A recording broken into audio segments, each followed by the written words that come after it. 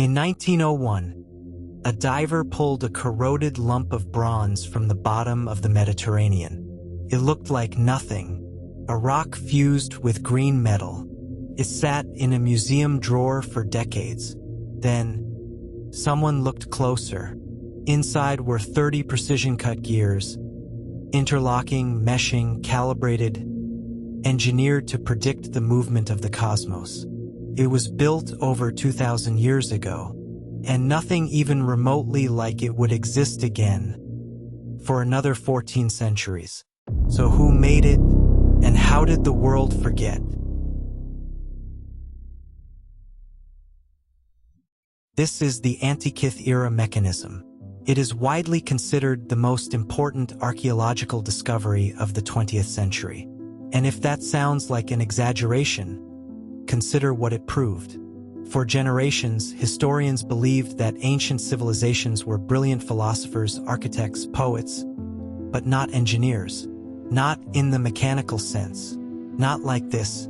This device shattered that assumption. It is an analog computer, a machine that used interlocking bronze gears to calculate the positions of the sun and moon, predict eclipses years in advance, and even track the 4-year cycle of the ancient Olympic Games. It is more complex than any known technology from the next 1,000 years of human history. And the strangest part? We still don't know exactly who built it. The story begins not in a laboratory, but 60 meters beneath the Aegean Sea.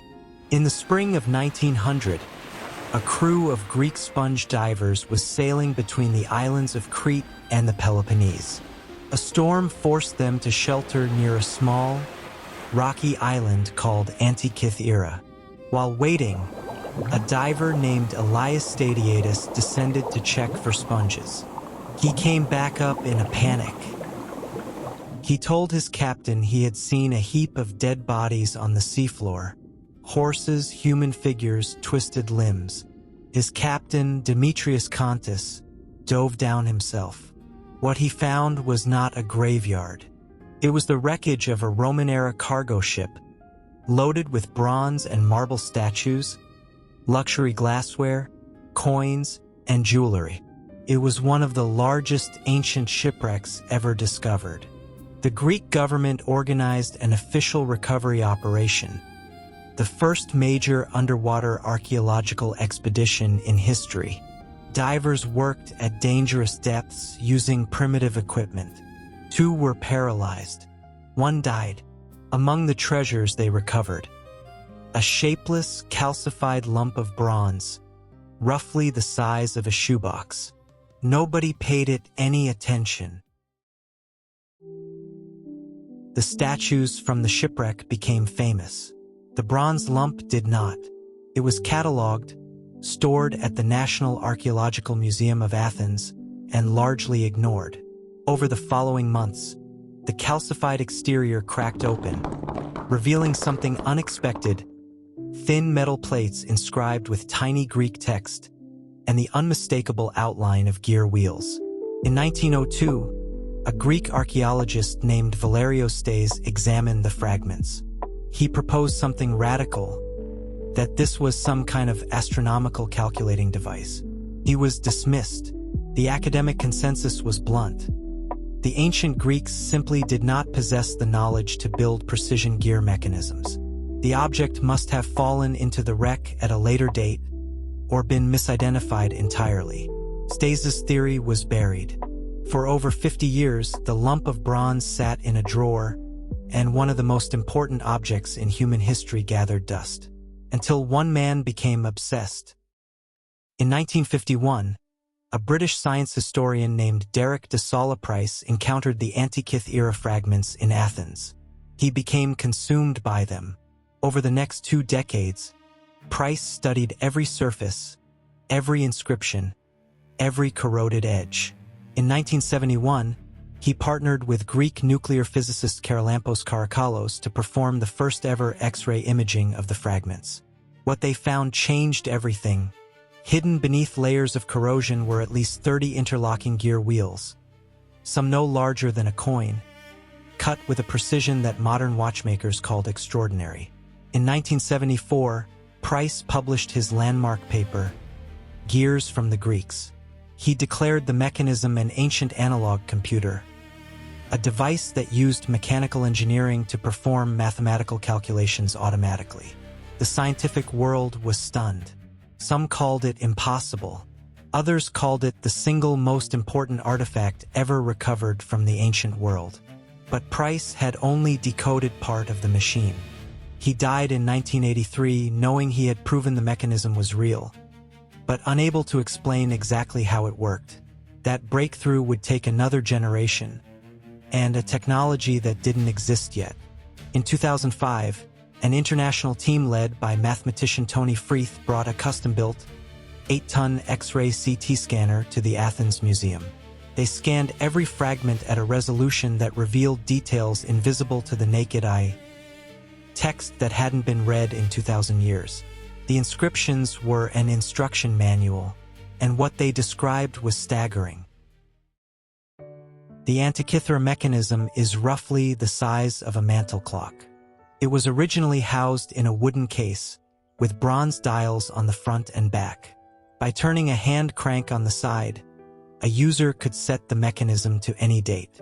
The gears would calculate mechanically, with no electricity, no digital logic, no software, the precise position of the sun and moon in the sky. It predicted lunar and solar eclipses using the Saros cycle, a pattern of 223 lunar months that astronomers still use today. It tracked the Metonic cycle, the 19-year period after which the phases of the moon repeat on the same calendar dates. A cycle so accurate that it forms the basis of the Hebrew and Chinese calendars to this day. It even had a dial dedicated to the schedule of the ancient Panhellenic Games, including the Olympics. And here is what makes this truly extraordinary. A 2021 study published in Scientific Reports presented evidence that the front display tracked the motion of all 5 planets visible to the naked eye: Mercury, Venus, Mars, Jupiter, and Saturn, using an epicyclic gear system of breathtaking mathematical sophistication. Think about what that means. Someone, over 2,000 years ago, built a handheld device that modeled the solar system. Your smartphone can do this. But your smartphone is built on 3 centuries of industrial engineering, semiconductor physics, and software development. This was built with bronze, a hand file, and a knowledge of the cosmos that we assumed didn't exist yet. This is the question that haunts every researcher who has studied it. The shipwreck has been dated to approximately 70 to 60 BCE, but the mechanism itself may be older, possibly constructed between 150 and 100 BCE, based on the astronomical calendar it encodes. So who, in the 2nd or 1st century BCE, had the knowledge to design this? The most compelling theory points to the island of Rhodes. Rhodes was home to some of the ancient world's greatest astronomers and engineers. The Stoic philosopher Posidonius ran a school there that was famous for mechanical innovation. The astronomer Hipparchus, often called the father of trigonometry, developed the mathematical models that the mechanism appears to use. And then there is the Archimedes connection. The Roman orator Cicero, writing around 50 BCE, described seeing 2 mechanical devices in Rome that had been taken from Syracuse after the death of Archimedes. He wrote that these devices reproduced the motions of the sun, the moon, and the 5 planets. Cicero's description matches the Antikythera mechanism almost exactly. Archimedes died in 212 BC, a full century before the shipwreck. If his workshop produced this technology, then the mechanism may represent a tradition of precision engineering far older than anyone assumed. But here is the uncomfortable truth. We have found exactly one device, one shipwreck, one surviving example. No workshop, no tools, no blueprints, no written record of its manufacture. Either the ancient world produced very few of these machines, and we have found the only survivor, or there were many, and every single one was melted down, recycled, or destroyed. Both possibilities are extraordinary, and neither can be proven. Perhaps the deepest mystery of the Antikythera mechanism is not how it was built, It is why it was forgotten. After the fall of Greece and the decline of Rome, the tradition of precision gear-making vanished from the historical record completely. The next known example of a complex geared mechanism appears in medieval Islamic astronomy around the 13th century. And even those devices were simpler. European clockmakers did not achieve comparable gear complexity until the 14th century. That is a gap of 1400 years.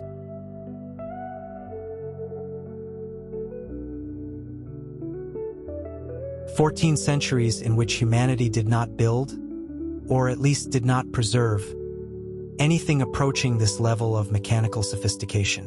Some historians argue that the knowledge wasn't truly lost, that it migrated through Byzantine scholars, through Islamic polymath, through monastic libraries, surviving in fragments, resurfacing slowly over centuries. Others believe that the Antikythera Mechanism was a dead end, a singular achievement by a singular mind, never replicated, never transmitted, swallowed by the sea and by time. What we do know is this: when that sponge diver pulled a lump of green bronze from the Mediterranean in 1901, he recovered something that the entire discipline of history had insisted could not exist. Today, the Antikythera Mechanism sits in the National Archaeological Museum of Athens, 82 fragments of corroded bronze behind temperature-controlled glass. Research continues. In 2021, Tony Freeth and his team at University College London published what they described as the first complete computational model of the mechanism's front panel, a theoretical reconstruction that, if built, would function exactly as the original did. We know more about this object now than at any point in the last 2 millennia. And yet, we still do not know who designed it. We do not know if others were made. We do not know what other technologies may have existed alongside it and vanished without a trace. The Antikythera Mechanism is not just an artifact. It is a warning. It tells us that history is not a smooth, upward climb, that knowledge can be won and lost, that entire branches of human achievement can disappear, not because they failed, but because the civilizations that created them did not survive long enough to pass them on. 2,000 years ago, someone built a machine to predict the heavens. They cut gears by hand, inscribed instructions in Greek, and housed it in a wooden box. And then the sea took it, and the world forgot. If you enjoy uncovering the world's greatest mysteries, consider subscribing to IDK World